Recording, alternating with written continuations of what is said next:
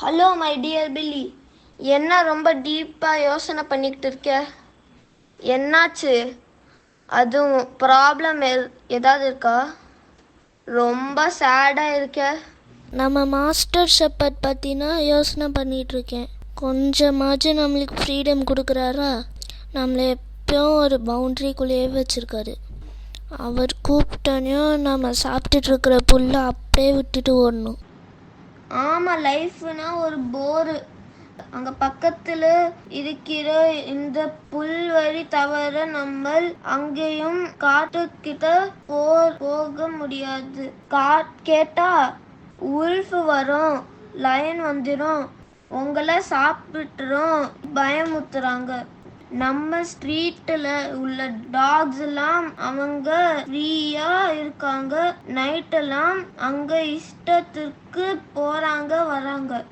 ஆமாம் வில்லி, அதுங்கெல்லாம் ஜாலியாக இருக்குது. நம்மளை பற்றி கேலி கிண்டல் வேற பண்ணுதுங்க. நம்ம ஷெப்பர்ட் தான் நம்மளை ஓவராக கண்ட்ரோல் பண்ணுறாரு. ஆமாம், எங்கே ஆளை காணோம்? நம்மளை தூங்கிட்டோமான்னு செக் பண்ண வருவாரே. நம்ம ஃப்ளாக்கில் உள்ள ஷீப் எல்லாம் எண்ணி பார்த்தா 100க்கு பதிலா 99 தான் இருக்குது. ஒரு குட்டி ஆடு காணாம போயிடுச்சு. அதை தேடி போயிருக்கிறான். ஓ அப்படியா? ஏதோ சத்தம் கேட்குது. குட்டி ஆடு அழுற சத்தம் கேட்குது. என்னாச்சு? நம்ம ஷெப்பர்ட் குட்டி ஆட தோல் மேலே சுமந்து கிட்டு வராது. ஏய் குட்டி ஆடே, ஏன் பயந்து நடுங்குங்கிற? என்னாச்சு உனக்கு? எனக்கு பசிக்கு அந்த பக்கம் இருக்கிற காட்டுக்குள்ள போக ரொம்ப நாளே ஆசை.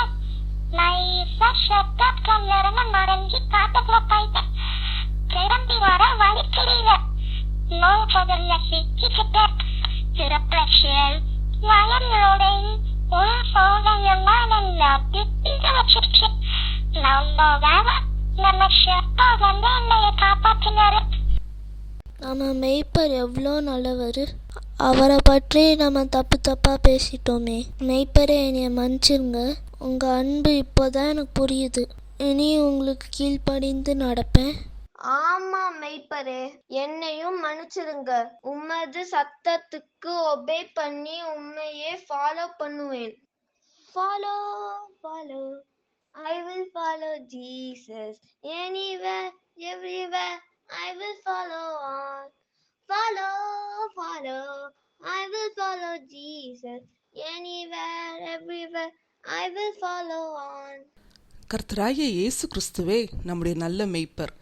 அவர் நம்மை புல்லுள்ள இடங்களில் மேய்த்து அமர்ந்த தண்ணீர்கள் அண்டையில் நம்மை கொண்டு போய் விடுகிறார். யோவான் 10:11 அவர் கூறுவதை கேளுங்கள். நானே நல்ல மேய்ப்பன். நல்ல மேய்ப்பன் ஆடுகளுக்காக தன் ஜீவனை கொடுக்கிறான். மேலும் 27ஆம் வசனத்தில் இப்படியாக கூறுகிறார், என் ஆடுகள் என் சத்தத்திற்கு செவி கொடுக்கிறது. நான் அவைகளை அறிந்திருக்கிறேன். அவைகள் எனக்கு பின் செல்லுகிறது. தம் ஜீவனை கொடுத்து நம்மை மீட்டெடுத்த நம் இரட்சகர் இயேசு கிறிஸ்துவை பின்பற்றுவோமாக.